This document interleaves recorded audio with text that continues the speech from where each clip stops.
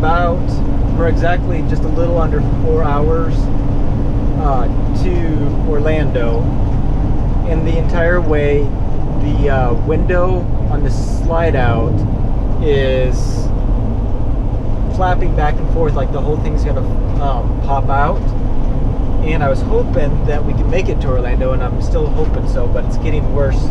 I'm gonna see if you can see it in the driver's side window.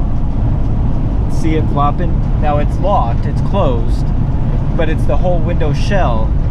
So there's nothing I can do about it, but it is flapping back and forth and making a noise now. So I'm hoping, fingers crossed, that we'll make it to Orlando, but I don't know what we're gonna do if that thing blows out. Just another thing wrong with this lemon of an RV. Today's, I don't know, it's 4:23 p.m. We are,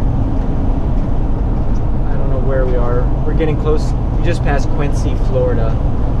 And I think today's May 29th. So, yeah, today is May 29th. And it's 4:23 Pacific time, not Eastern. So 4:23 Pacific time, so 7:23 Eastern time. But I thought I'd videotape it before the window blows out.